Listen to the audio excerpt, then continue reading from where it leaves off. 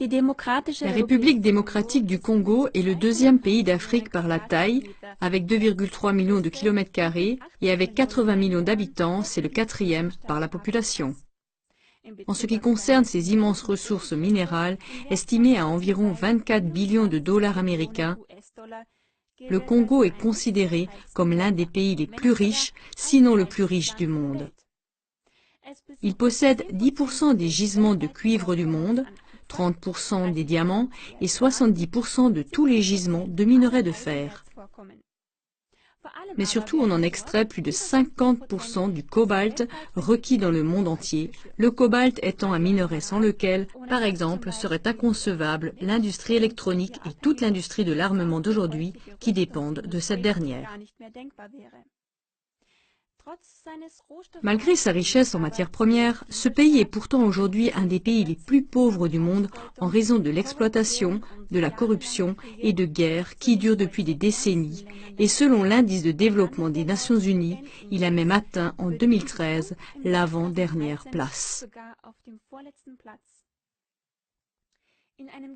La journaliste d'investigation Abby Martin a rencontré l'historien congolais Kambale Musaouli. Dans cette interview, Musaouli met en lumière le passé et le présent du Congo et il montre que le Congo a même le potentiel de nourrir toute une population mondiale de 9 milliards de personnes. Avec la production d'électricité de son fleuve, le Congo pourrait alimenter toute l'Afrique. Il souligne que la République démocratique du Congo est actuellement le plus grand fournisseur de cobalt du monde. Presque toutes les voitures, ordinateurs, téléphones portables ou autres appareils électroniques contiennent du cobalt du Congo. Mais malheureusement aussi tous les chars, avions, hélicoptères, fusées, navires de guerre, sous-marins, etc.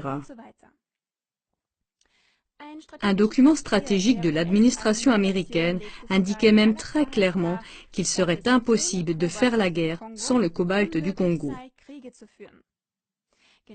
Mais c'est précisément ce qui, au milieu du siècle dernier, a placé le Congo dans la ligne de mire des intérêts de l'Empire américain, ce qui recouvre non seulement le gouvernement américain et son appareil militaire, mais surtout les grandes entreprises américaines, y compris la haute finance.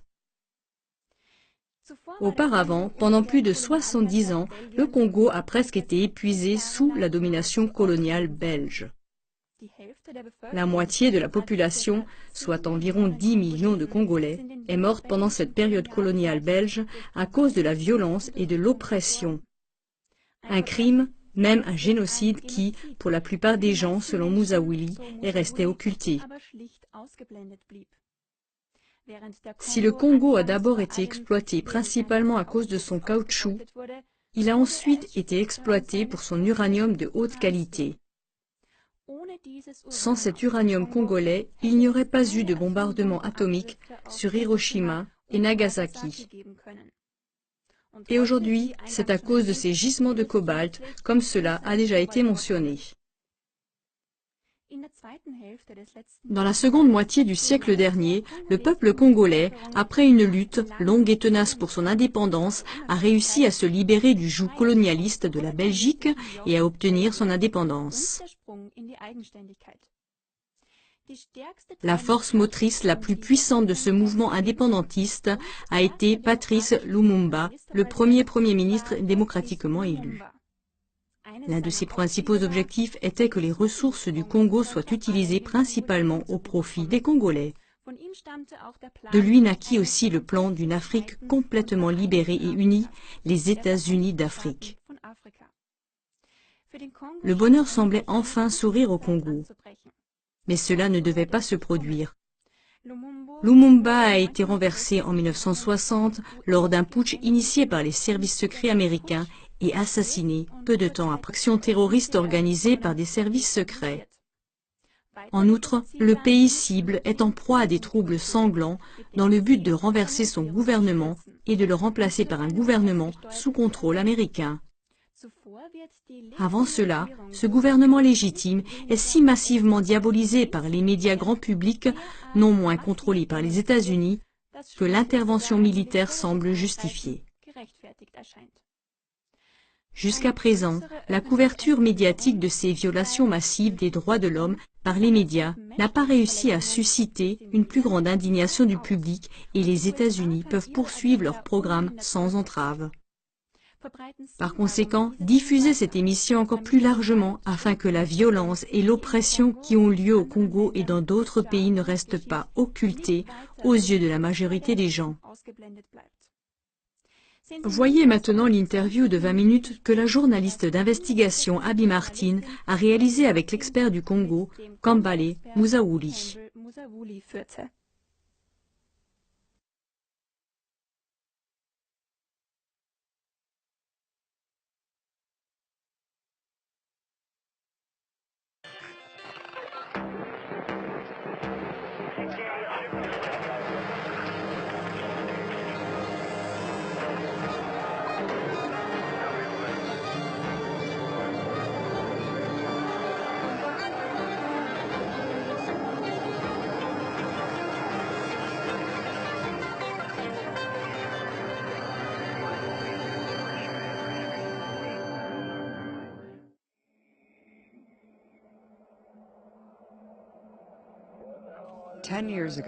Il y a 10 ans, l'Empire a porté ses regards sur une région rentable du monde, sur le continent qu'il avait autrefois pillé en tant que capitaine de la traite négrière.